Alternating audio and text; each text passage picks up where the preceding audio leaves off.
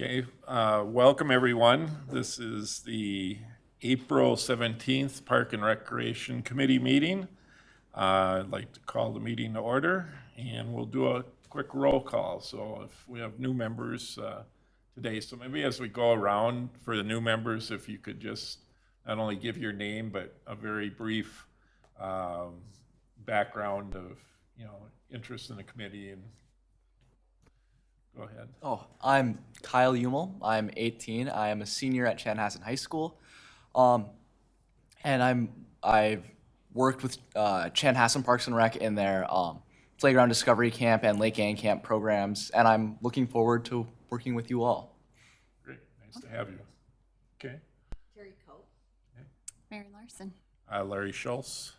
Greg McCurry, I won't say how old I am, but welcome. Glad to have a student on board.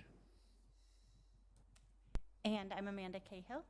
I'm new to Park and Rec as well, with interest stemming from work activities with Eden Prairie Park and Rec. Jeanette June. Okay. All right. The first order of business, should I turn this over to you, Ann, for this part, or? Certainly I will do that. I'll take the next two items. Annually at this meeting, which is kind of our organizational meeting, we are required to and need to select or elect a chair, and then also a vice chair, who would assume the duties of the chair in the absence of the chair. So with that, I would like to open nominations for the chairperson. I nominate Larry Schultz as chairperson. I second that. And then we will take a vote of yay or nay. So all those in favor, please say yay. Yay. Yay. Any nays? It looks like, Larry, you're going to be the chair again this year. All that campaigning, honestly. I have to take the signs down now. And then next, we will nominate a vice chair again that assumes those duties in the absence of the chair. So I will open up for nominations for vice chair. I nominate Mary Larson as vice chair. I second. Again, we'll do a vote. All those in favor say aye. Aye. Any opposed? It looks like, Mary, you will be the vice chair this year. Congratulations, folks. Yay, thank you. Thank you for your service. Appreciate it. So the next order of business is just to provide some real brief information related to the committee and the operation of the committee. I know many of you were able to attend the open meeting law and data practices training that we held back in March. But I just want to do a quick refresher and then answer any questions that anybody has. So again, I will try to be brief. So this committee is a volunteer committee that is appointed by the city council. Generally speaking, the terms are staggered, 3-year terms. So there is some consistency each year. But the duties of the committee are to advise basically the parks or the city council in a number of things, that being park acquisition and development matters. So when we have new developments come in town that are proposing park development, those items will come before you. You also advise related to recreation programming, also enhancements and amenities in parks. So when an example would be when we do a playground replacement, that information comes to you guys with a recommendation to the city council on how to proceed. Or if we're redoing a park, similar matter. And then we also go through the budgeting process, which will begin usually in May and last several months. So you guys will be participating in that annual budget, and then also our capital improvement plan, which includes the parks and trail funds for the city. And then also the adoption of bylaws for its operation. So that being, again, selecting your chair, how the committee operates. Generally, we have done a fairly loose Robert's Rules of Order, except when it comes to voting, then we generally are a bit more formal about that. So the next item is going to be the attendance policy, and all this information is in your packet. And I'm just kind of trying to condense it. But basically, the goal is to try to hit 75% of the meetings with not missing 3 meetings in a row. That policy was set up by the city council a number of years ago, where we had some issues with the attendance at committees where we ended up having to cancel because of the inability to have a quorum. The open meeting law, again, that was provided at the training.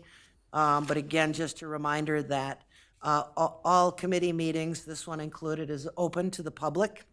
The reason for the open meeting law really is to, it prohibits actions being taken at a secret meeting, where it's impossible for the public to participate in it. Also to assure the public's right to be informed, and also the right of the public to have an opportunity to present its views to the body that you are sitting on.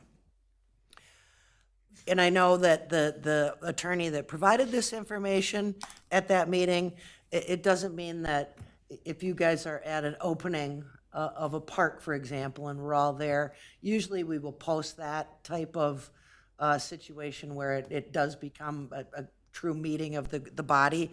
But if you're out at a soccer game and 4 of you are at that soccer game, that is technically not a meeting, although it may be a quorum.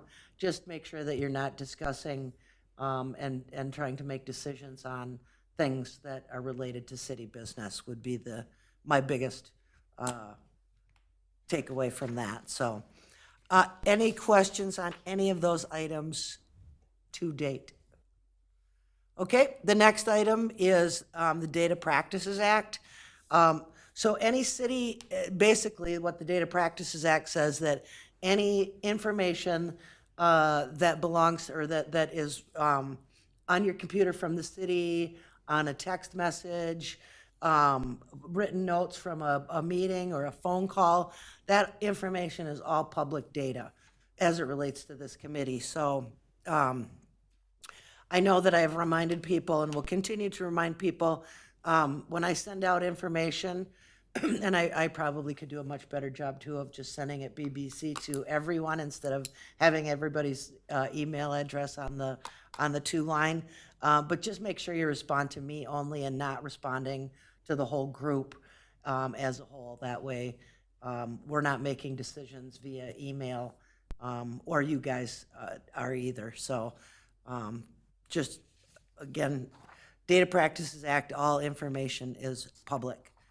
Robert's Rules of Order, again, that we tend to operate a little bit loosely in that regard, where we have a conversation amongst ourselves pretty freely, but except when it comes to rules. So, and if folks want to change that, you're more than welcome to do that. That's part of your responsibilities and duties. And that's certainly a discussion that we can have. I can certainly put that on the next meeting if that was something that wants to be changed or not. Other items that I have put within the packet included the meeting calendar.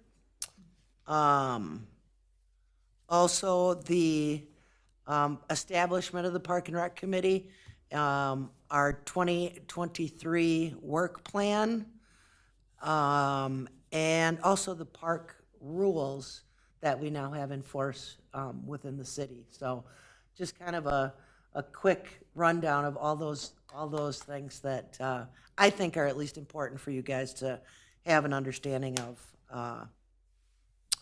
So with that, I am happy to try and answer any questions that you may have. If not, we can certainly move on to the rest of the agenda. Any questions for Ann? Hearing none, we'll move on to item 4, which is the approval of the meeting minutes from the March 27th meeting. Someone would like to make a motion to accept those? I'll make a motion to accept. Okay, a motion's been made to accept the minutes of the March 27th, 2023 meeting. Is there a second? I second. Okay, motion's been made and seconded. Any further discussion? If not, all those in favor of approving the March 27th, 2023 minutes signify by saying aye. Aye. Opposed, no. Motion carried. Next item is if there are any petitions, proclamations, suggestions, or complaints from citizens, committee members, or staff. For our new members, this is sometimes people show up and want to talk about a particular item, or they may talk to one of us before the meeting, or we may have something that came up that we want to discuss. This is the time to do that. So, does anybody have anything that they would like to bring up at this time?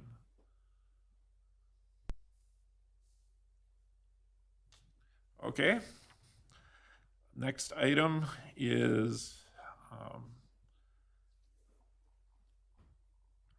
the Lakeside Estate Park Phase 2 bids and recommendation. Ann, do you want to fill us in? Sure.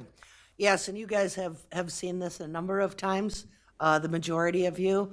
Lakeside Estates Park Phase 2 is actually, it's located just north of Marsh Lake Road, and can't think what the name of the road is north of it. It's part of all the lakesides, and Wasserman's is the developments around the entire area.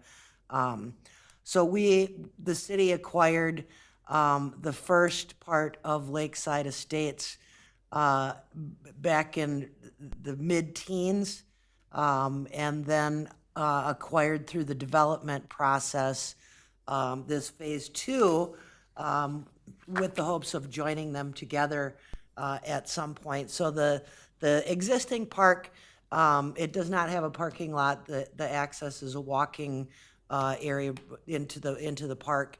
It includes a basketball court, shelter, playground, and the existing park sits quite a bit lower than this park is.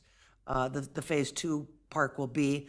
But we have included a parking lot, a neighborhood ball field, and then connecting trails from this part of the neighborhood through the park down to the Phase 1 portion of the park.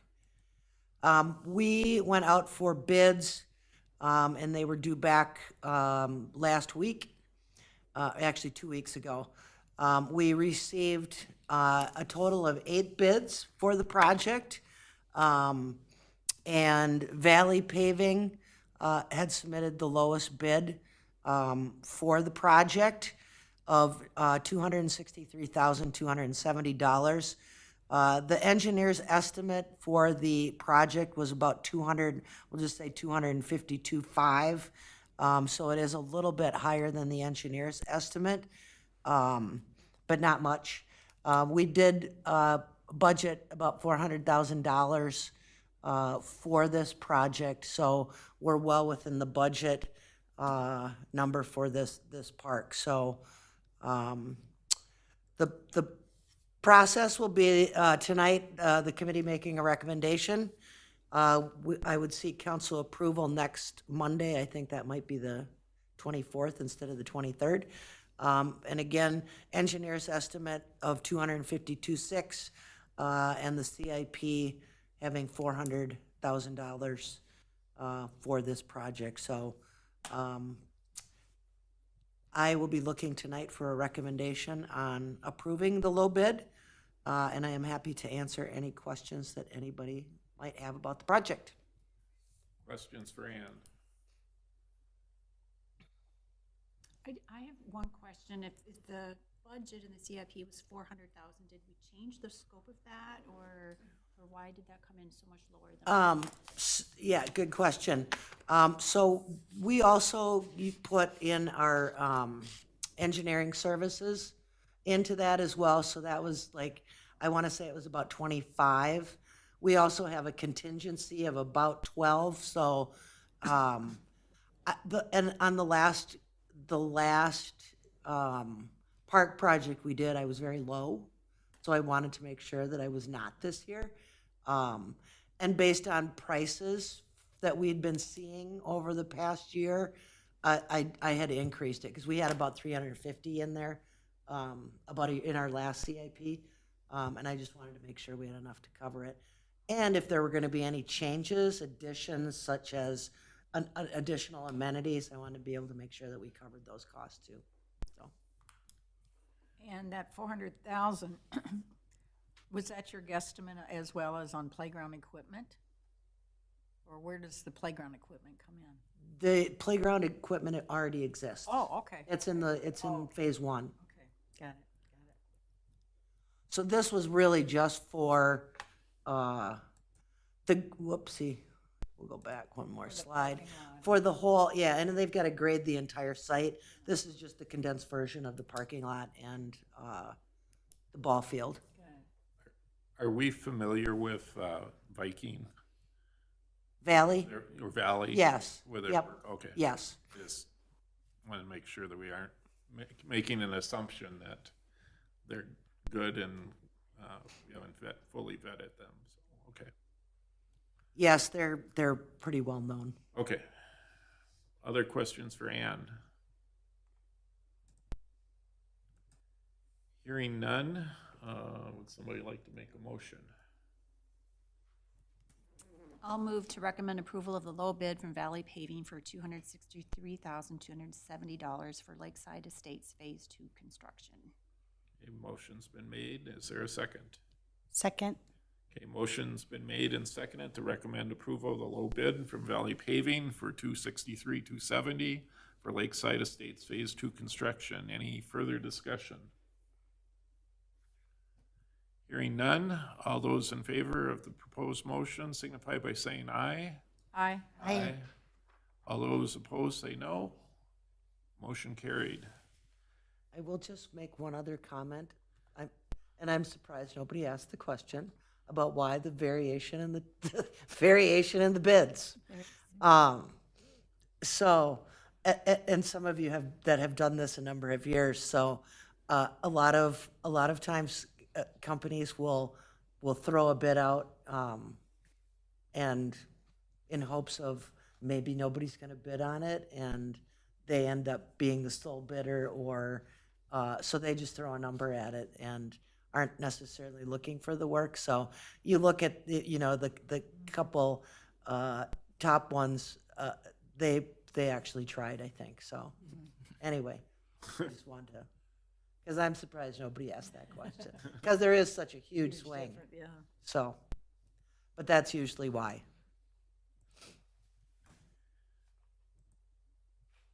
Okay, next is the skate park. As we know, we have to relocate that because the pickleball courts went where the old skate park was. And so Ann's gonna tell us about a proposed site. Sure. And again, this item, we have discussed at length as well and evaluated a number of different sites. And as Larry indicated, yes, we needed to find a new home for the skate park.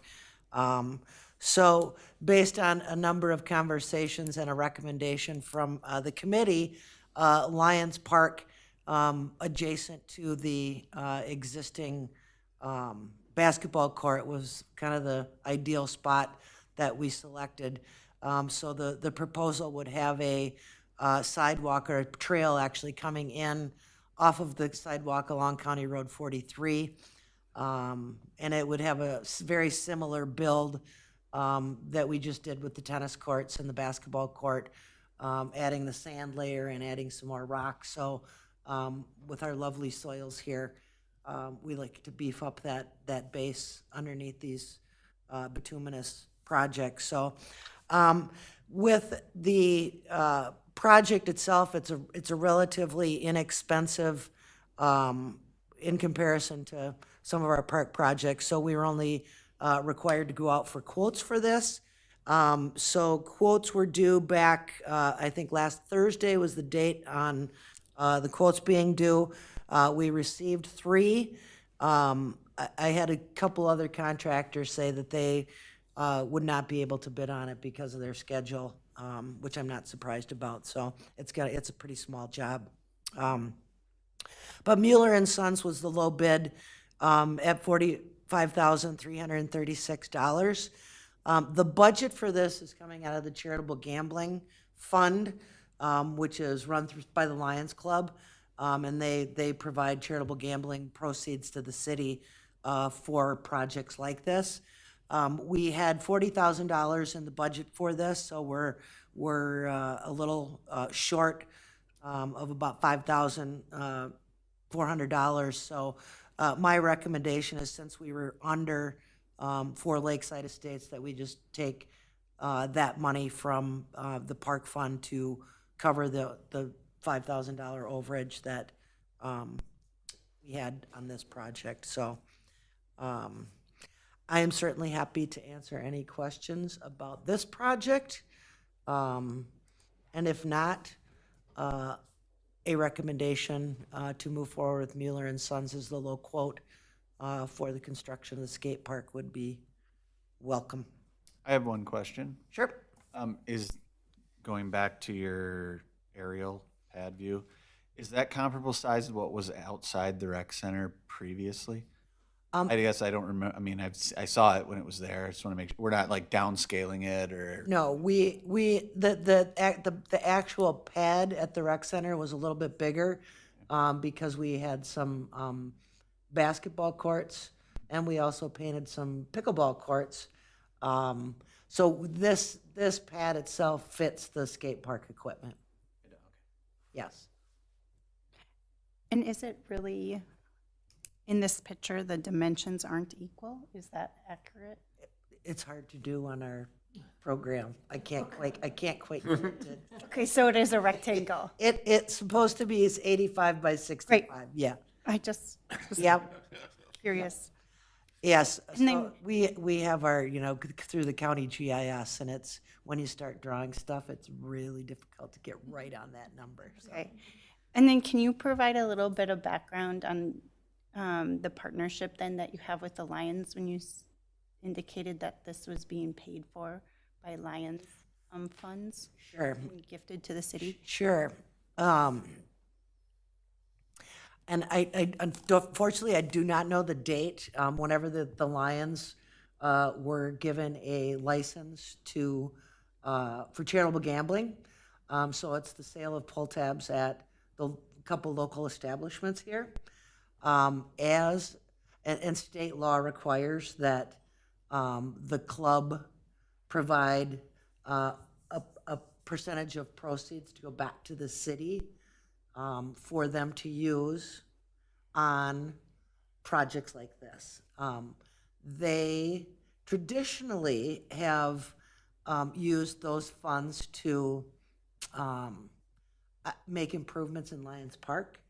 Over the past couple of years, they have wanted to expand their charitable gambling proceeds to other things like the fire department,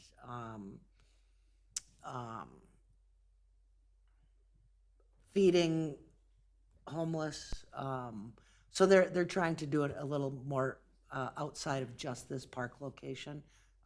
Their membership decided that that's what they would like to do. So I know they approached the city, I would say about a year or two ago. But that's the relationship that the Charitable Gambling Fund. Yeah, so that 40,000 is entirely from them. It's from the charitable gambling, yes. Like 10%. I think it's a 10% donation. Wow. Yeah, so over the years, like I said, it mostly was, those funds were used to make improvements in Lions Park. Whether that was adding, doing some backstop or fencing improvements. I know we did some concrete improvements. So, yeah, so this actually is, yes, going to be through funds that they have come through charitable gambling. Okay. Other questions for Ann? Just a quick clarifying question. Yep. Were those quotes just for the paving over and the placing of the pad, or is it including the equipment needed for the skate park as well? Good question. It is just for the pad. We have the skate park equipment already. We had to remove it from the rec center area when we started construction on the pickleball courts. So we have that in storage right now and waiting for the pad to be built so we can bring it back out. All right, thank you. One question and then just kind of one comment. My 14-year-old daughter who will be using the skate park thinks this is a much better location than at the rec center because it's closer to our house. No other reason than that. She could care less, it's not about anybody else. It's about her. It's closer to our house. She's all for the relocation to this spot. That's good. And then one question, not being a baseball player and having no idea what level teams participate at that field, is there any concern with baseballs being hit into the skate park, being that close to the outfield fence? I'm not going to say there is not that possibility. However, generally the folks that are using these fields are youth. Yeah, so we have our T-ball and coach pitch, and then it's all the youth associations, and so they're usually the little kids that are at these fields. The only time where it could potentially be an issue is when the Lions tournament is being held, which is one weekend in July, that potential exists for that to happen because it's an adult softball. So Sure. Well, hopefully we'll the kids put are, cautionary signs up. yeah, hopefully they're wearing helmets when they're on the skate park, right? They should be, but yeah. Okay, thank you. Yeah, and it, and the committee too looked at, a lot of different locations, and one of the key, I think, key reasons, couple reasons why it went here, noise from the skate park, they're loud. So we tried to get it away from houses and, putting it at one of our central parks, where there is already existing noise was important, but also being able to access it from trails and sidewalks, and that connectivity to the park was also kind of critical, so. Okay, other questions? Very good questions. All right. If there's no more questions, somebody want to make a motion? Sure, I'll make a motion to recommend approval of the low quote from Mueller and Sons for $45,336 for the construction of a skate park pad at Lions Park. Okay, is there a second to that motion? I'll second. Okay, motion's been made and seconded to recommend approval of the low quote from Mueller and Sons for $45,336 for the construction of a skate park pad at Lions Park. Any further discussion? Hearing none, all in favor signify by saying aye. Aye. Oppose, say no. Motion's carried. Thanks. Just a question, is there any timetable on that? Once it is approved, we'll meet with the contractor, and our goal will be to get it done as soon as we can. Yeah, that'd be good because they've been. I don't want to crowded. lose the season, but. Yeah, okay, great. I know they're anxious to. Yeah, I know. We have a lot of anxious people. Okay, next item, the Recreation Center membership report.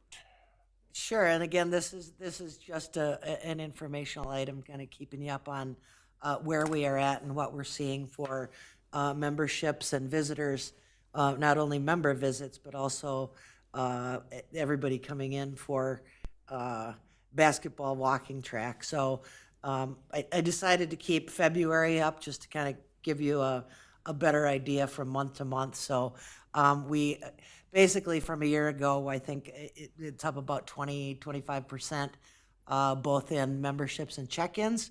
And so we're still consistently seeing increase in numbers in both of those areas. So March was, I know February was a tough month, but with snow and cold and so yeah, we're still seeing those numbers up. I imagine like this last week with the weather so nice, I know a lot of people moved outside, so those numbers will probably dip for April and then dip again in May with a lot of people being outside. So, but otherwise, that's all I have for you guys this evening. Okay. Any updates on the roof thing is gonna, I was up there and just saw the buckets. Yes, the roof, the school district has the roof project out for bids right now. Bids are due this Wednesday. And so my plan will be to take that to the city council on Monday to get that approved. The last time I spoke with the school district, they had roughly 5 or 6 companies at the bid informational meeting. And so we're hoping that we get a good turnout for it. We're looking at the project out, the rec center going probably in September, October, because a lot of, we're hoping that that will save some money because a lot of schools have to get it done before the school year starts. So we're kind of holding off to try to get a better price on it. It will likely take 5 to 6 weeks to do the whole thing. There will likely be disruptions to certain areas when they're doing the project, where we may have to shut down for a day or two a facility, whether that's the gym, the fitness center. I've been told my office will probably get shut down for a day or two too. So, but and it's very noisy. So that's part of the reason, but also the potential for some falling debris that they're going to be worried about. So after the contractor is selected, I'll have a better idea on when and how we're going to manage the chaos that will happen with it. So, and one of the challenges too is one of the big rooftop units. It's on the, I would call it the northeast side of the facility, has to be raised up. So they've got to bring a crane in and lift that unit because when it was installed, they put it too close to the roof itself. So that will be, and that's the only rooftop that's got to be moved. So that adds to the challenge as well because we'll have to get a crane in there. So, Ann, for our new members, could you just give a brief recap of our relationship with the school district? Sure. The city partnered with the school district in 2008. It was about the time that Chanhassen High School was under construction, and the rec center itself was, I say it was kind of built before its time because the population back in 2003 was not large here. And like any other big facility, somebody can come in and say, this thing's going to make money. And from experience, that not to be the case. So the city was losing money, pretty significant amount of money on the debt service in particular with that facility. So the city was actually talking about selling it or trying to find a partner that would make sense. So I know they had a town hall meeting back in, I want to say it was 2006, 7, somewhere in there.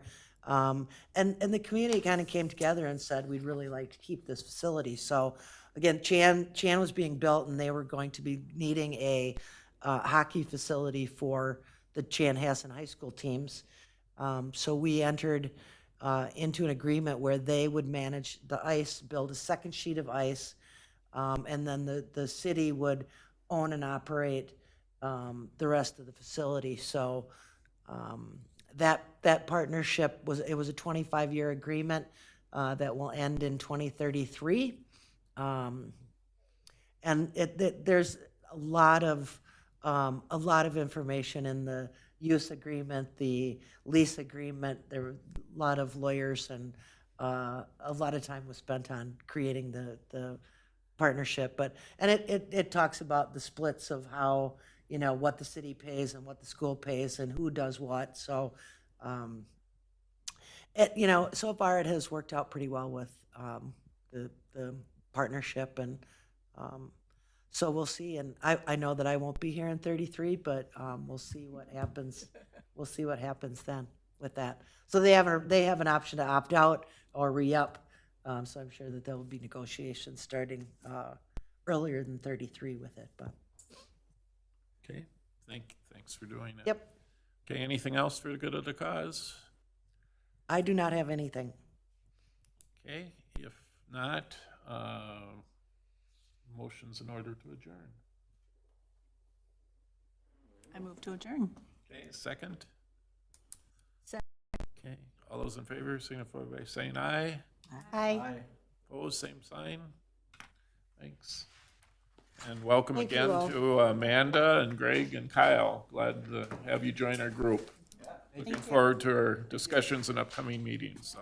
We go through the budget and I can. Yes, we'll start.